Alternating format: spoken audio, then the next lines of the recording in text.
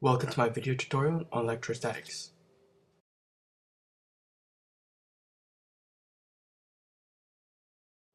A summarized definition of electrostatics is as follows. Electrostatics is the study of electric fields and currents within objects, whether how it moves or is affected by external substances. One way to explain this would be how, if you put two magnets together, they'll either repel or attract each other, depending on which poles are facing them. Look at these magnets, for example. The top half shows that north and south magnets, they attract. However, on the other hand, on the bottom, north and north magnets repel each other. Due to this then shows electrostatics at work. Through this example, we see how electrostatics are affected by magnetic fields. In some cases, magnetic fields can cause electric charges to move and bend, depending on which poles are facing the other.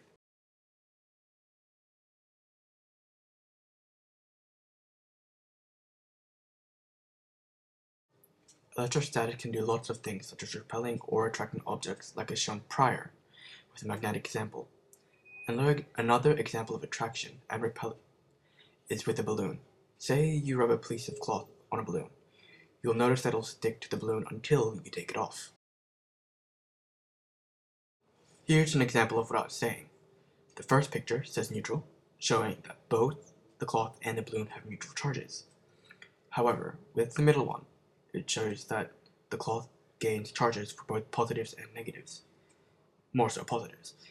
On the last one though, it shows that the positives and negative charges are attracting the charges within the balloon.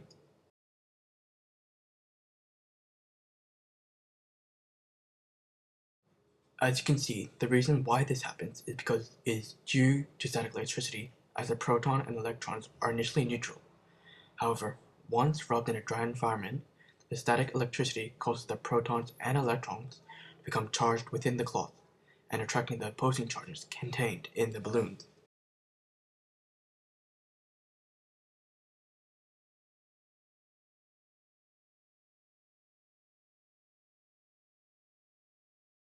Electrostatics have several units in measuring electric charges and electric fields. Coulomb, or C, which is the SI unit of charge, is used to measure the quantity of electric charge measured in a single second through a current of 1 ampere. There are also the units used in the equation to find electrical field strength, which goes as follows. E equals F over Q. A working example of this equation can go like this. An electron with a charge of 3.2 times 10 to the power of negative 19 Coulomb is placed in an electric field strength of 4.0 times 10 to the power of 5 northern Coulomb to the power of negative 1, directed in a northern direction. Calculate the electric force on the electron.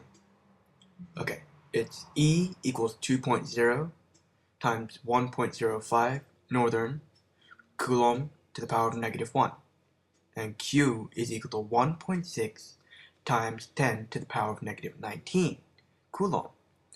What's F? If I were to say swap the equation so I can find the force per ratio instead of the electric field strength, I get this. F equals E times Q equals 3.2 times 10 to the power of negative 19. Bracket 4.0 times 10 to the power of 5 equals 6.4 times 20, take away 28, and north.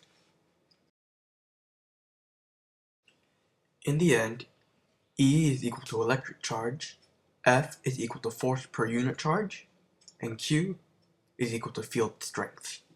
This is the equation to find the electrical field strength or any other.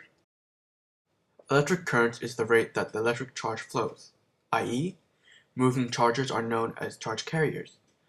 We also know that charge carriers can be affected by magnetic fields, as they bend and increase/decrease the movement speed of the electric current. However, electric currents can also be affected by other types of electric fields, or substances. This example shows a current under a magnetic field. If you know the right-hand rule, you'll also notice that the electric current is following the right-hand right-hand rule, sorry. I'll explain it in the next slide. Under the influence of magnetic fields as shown in the photo, we see that electric currents are put under the effect of the right-hand rule, in which the electric current will move to the left of whichever way the magnetic field is revolving around the electric current.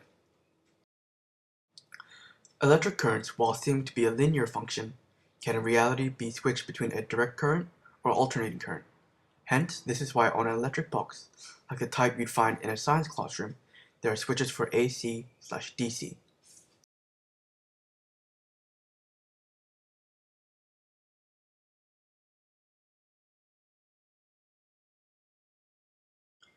The previous example shows how electric currents can change between a current that moves in one direction or a current that moves back and forth periodically. Thank you for listening. This is my video tutorial on electrostatics.